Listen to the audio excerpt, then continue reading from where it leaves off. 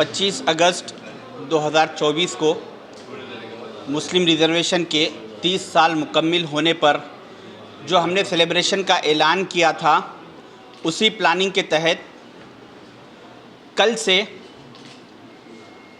जितने मुसलमानों को इस सोशल मीडिया के ज़रिए रिज़र्वेशन के ज़रिए फ़ायदा हुआ है, हम उन तमाम लोगों के वीडियोस, उनके सक्सेस स्टोरीज़ सोशल मीडिया के ज़रिए हम आवाम तक लाना शुरू करेंगे।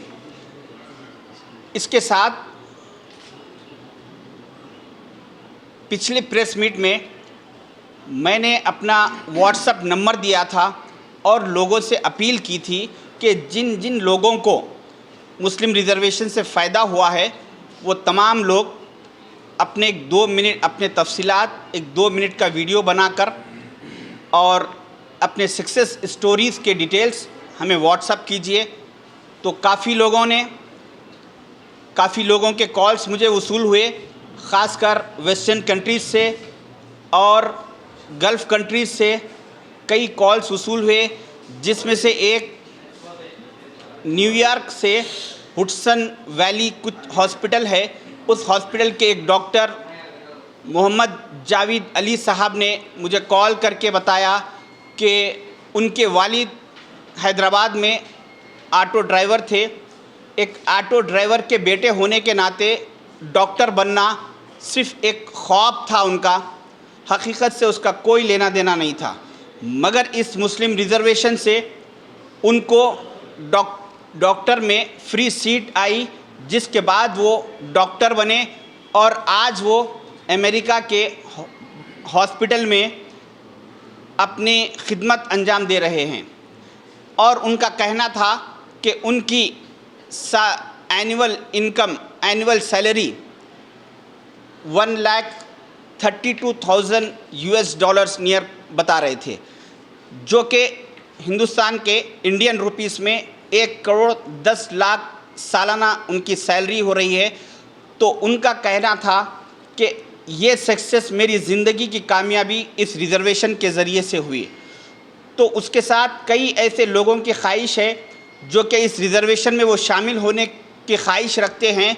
तो ऐसे तमाम कई लोगों की ख्वाहिश पर, इसरार पर ये तय किया गया है कि जो 25 अगस्त 2024 को जो प्रोग्राम किया जाने वाला था, उस प्रोग्राम को एक हफ़्ते 10 दिन के लिए पोस्टपोन किया जा रहा है।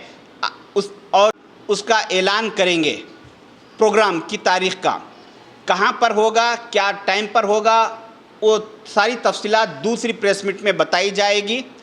इसके साथ मैं आप लोगों को कुछ खुलासा कर देना चाहूँगा कि कुछ लोगों की सोच है, कुछ लोगों की मालूमात में मैं इजाफ़ा करना चाहूँगा कि कुछ लोग कह रहे हैं कि ये रिज़र्वेशन से जनाब शब्बीर अली साहब का कोई लेना देना नहीं है, बल्कि 2004 में कुछ हजरात के पास उस वक्त के कांग्रेस के प्रेसिडेंट वाई.एस. राजशेखर रेड्डी साहब इलेक्शन से पहले अप्रोच हुए और उन लोगों ने डॉक्टर वाई.एस. राजशेखर रेड्डी साहब को इसरार किया रिज़र्वेशन के लिए। उसके बाद ये रिज़र्वेशन आया।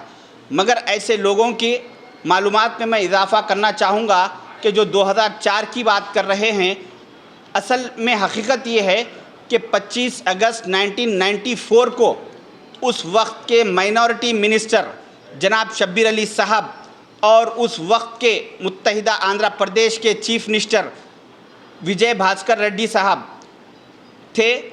और शब्बीर अली साहब ने कि जब लगभग उम्र 35-38 साल थी, उस वक्त वो नौजवान थे और उस वक्त के कांग्रेस के मिनिस्टर्स जो चीफ मिनिस्टर थे वो करीब 65-70 साल की उम्र के थे।